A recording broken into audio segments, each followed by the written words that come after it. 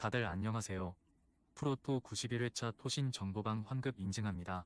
당첨금은 세후 금액인 거 알고 계시죠? 다들 아시겠지만 한 경기 취소되어 당첨금이 반토막 났지만 그래도 당첨 모두 축하드리며 오늘 경기도 분석 시작해보겠습니다. 금일 첫 번째 경기 헬라스 베로나 대 살레르니타나 분석 시작해보겠습니다. 그나마 홈에서는 간간히 승리를 거두는 팀.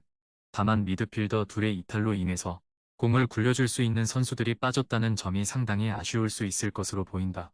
공격의 플랜이 개인의 능력과 특히 미드필더 이선 선수들의 기량에 의존하는 편이기 때문 그래도 라치오, 피오렌티나를 상대로 실전 페이스를 조절하면서 나름의 버티는 능력을 보여준 것은 긍정적으로 볼 여지가 있을 듯. 경합 상황에서 부족한 모습을 보이는 팀들은 역습으로 나름 화력을 올려보는 스타일이다. 다만 베로나가 강팀들을 상대로도 잘 비비면서 피해를 최소화시키는 모습을 보여주고 있는 양상, 살레르니타나도 공격력을 담보하기는 어렵다고 보는 편이 좋겠다. 그나마 아탈란타나 피오렌티나처럼 베로나가 중원의 힘을 가지고 공격적으로 성과를 잘 내는 팀은 아니라는 점이 위안이기는 할 듯. 지루한 양상의 무승부가 나올 가능성을 높게 본다. 두 팀의 공격력을 신뢰하기 어려운 상황이라는 점이 이유, 베로나가 그나마 홈에서는 좀 강한 모습을 보이는 편이기는 한데 두 명의 미드필더들이 빠지면서 중앙에서 공을 굴려줄 수 있는 상황이 아니라는 점이 상당히 아쉽다. 금일 두 번째 경기 AC 밀란 대 사소울로 분석 시작해보겠습니다. 성적이나 전력이나 밀란이 앞서고 있다는 점은 명확하다. 하지만 우려스러운 점은 밀란이 사소울로를 상대로 상당히 약하다는 것. 최근 5번의 대결에서도 3패를 당하는 등 약점인 수비가 사소울로에 꽤 괜찮은 공격력의 공략을 당하고 있다. 특히 상대의 에이스가 밀란의 킬러로 거듭나면서 밀란만 만나면 날아다니는 양상을 반복하고 있는 양상. 사소울로의 올 시즌 컨셉은 의적. 실제로 올 시즌 유벤투스와 인테르를 격파하고 4위 이상의 팀을 상대로는 2승 1무를 기록하고 있다. 난전 상황으로 가면 강호들도 의외의 저력에 정신을 못 차리는 양상. 특히 베라르디가 밀란을 상대로 커리어 내내 강점을 보이고 있는 편인데 5경기에서 8골 2도움을 기록한 적도 있고 최근 2번의 승리에서도 베라르디가 모두 득점에 성공하는 모습이었다. 전력으로는 밀란이 앞서나 은근히 사소올로가 상위권 팀들을 잘 잡아낸 전적이나 베라르디가 밀란에게 보여주는 퍼포먼스를 생각해야 할 듯. 금일 세 번째 경기 유벤투스 대 AS 로마 분석 시작해보겠습니다. 내려앉으면 누구든 유벤투스의 수비를 돌파하는 것이 어렵기는 하다. 하지만 상대가 피지컬을 이용해서 생각보다 박스 안에서의 슈팅을 잘 만들어내는 편이고 실제로 최근 1무 1패로 로마를 상대로 꽤 고전했다는 점을 생각해야 할 것. 특히 로마가 원정에서의 리스크를 지우기 위해서 내려앉을 가능성이 있는데 중원의 창조성이 부족한 유벤투스 입장에서는 공이 계속 측면으로 돌 가능성도 있다. 기본적으로는 피지컬을 이용해서 압박 라인을 쫙 올리는 것을 선호하는 편이기는 하다. 하지만 로마가 원정에서는 약하고 유벤투스와의 원정 경기라서 꽤 실리적으로 나갈 가능성도 없다고 보기는 어려운 상태. 실제로 인테르를 상대로는 대놓고 템백을 시도하기도 했다. 그래도 디발라의 복귀로 전환 패스 등 창조성을 어느 정도는 담보할 수 있게 되었고 피지컬을 이용한 플랜도 골을 쥐어짜내는 데 효과가 아주 없다고 보기는 어렵다. 일단 한 골을 쥐어짜내는 능력에서 로마가 앞설 수도 있는데 팀의 특성이 좋은 피지컬이기 때문 박스 안에서의 슈팅을 만들어내는 것에 능하기도 하고 직선적으로 가면 라인 내리고 버티는 유벤투스의 장벽을 힘겨워할 이유도 없다. 금일 네 번째 경기 에스턴 빌라 대 벌리 분석 시작해보겠습니다.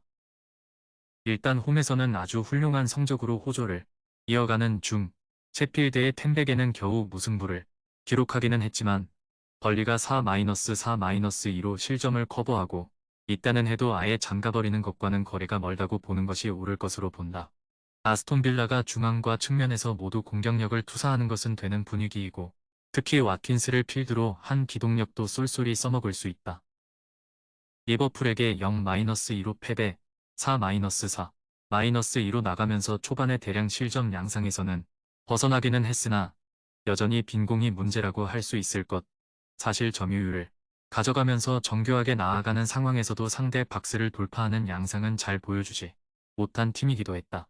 사실 4-4-2도 수비적으로 보기는 어려운 상태인데 지난 리버풀전에서도 자기 진영과 상대 진영에서 이뤄진 패스의 양은 거의 동일했기 때문 아직도 앞으로 중심이 쏠려 있어 역습에 취약한 구조이기는 하다. 아스톤 빌라가 승리할 듯. 텐백을 쓴 팀에게는 좀 약점을 보이기도 했지만 벌리가 4-4-2를 쓰고 있다고 해서 아주 수비적으로 나가는 팀이가로 보기는 어려운 것이 사실이다. 아스톤 빌라가 홈에서 보여주는 가공할 화력이나 기동력과 중앙에서의 힘도 어느 정도는 기대할 수 있을 것. 금일 5번째 경기 노팅엄 대 메뉴 분석 시작해보겠습니다. 뉴캐슬을 상대로 꽤 길게 이어진 무승 행진을 깨버리는 모습이었다. 일단 우드가 상당히 누누 체제에서 수혜자가 되는 느낌. 최근 이 경기에서 4골 1도움을 기록 중이다.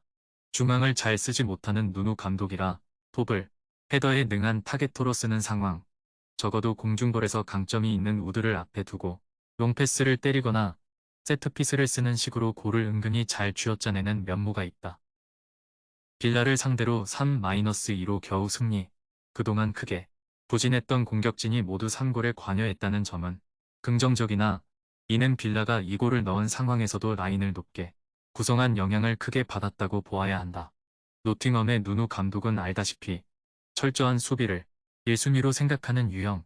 오히려 스피드가 뛰어나지만 터치가 안 좋은 메뉴의 공격진 구성으로는 이런 팀들을 오히려 공략하기를 어려워하는 면모가 강하다. 빌라를 상대로 메뉴가 이기기는 했어도 빌라와 노팅엄을 상대하는 공격진의 부담감은 오히려 노팅엄을 상대하는 쪽이 더 강할 수도 있다. 노팅엄의 타겟터도 상당히 폼이 좋은 모습을 보여주고 있는 상황. 지난 경기 세트피스에서 좋지 못했던 메뉴가 제법 부담을 느껴야 할 상대다. 금일 6번째 경기 크리스탈 팰리스 대 브렌트포드 분석 시작해보겠습니다. 일단 하락세가 상당히 심각한 상황이다. 첼시를 상대로는 그나마 좀 비비나 했지만 막판 실점으로 패배를 기록. 일단 수비를 1차적으로 하기는 하는데 공간을 은근히 내주는 모습이 있다. 이 상황에서는 수비진의 발이 느리다는 점이 아킬레스건. 중원의 발 밑이 별로 좋지 못해서 공격을 2선 이상의 개인 기량에 집중하는 양상이라서 공격력도 생각보다 왔다 갔다가 심하다. 울브스에게 대패를 기록. 홈이기는 했지만 울브스가 브렌트포드 홈에서 약한 유형도 아니었고 엔트리 구성도 쉬운 상황은 아니었다. 다만 중앙에서의 압박 라인을 올려서 플레이를 하는 것으로 하위권 팀을 상대로는 셰필드에게 일격을 당한 한 경기를 제외하면 홈 원정을 가리지 않고 승점을 잘 쌓았던 편. 위사도 음대모의 공백을 메우는 데 어느 정도는 일조하는 모습이 있기는 했다. 브렌트포드가 우세할 듯하다. 일단 엔트리도 어느 정도는 회복이 된 상황이고 팰리스의 현재 공격 수비를 모두 높게 칠 수는 없는 상태. 오히려 수비를 하다가 내주는 공간을 커버하는 데 부족한 스피드가 발목을 잡는 양상이다. 브렌트포드가 올 시즌 전반적으로 하위권 팀을 상대로 좋은 모습이기도. 토신 최종 조합은 영상 아래 고정 댓글로 말 걸어주시면 토신 정보방에서 무료로 공유해드립니다. 제발 손해보면서 토토하지 말고 다같이 웃으면서 즐겁게 베팅합시다. 함께 하실 분들은 부담 갖지 마시고 편하게 말 걸어주세요.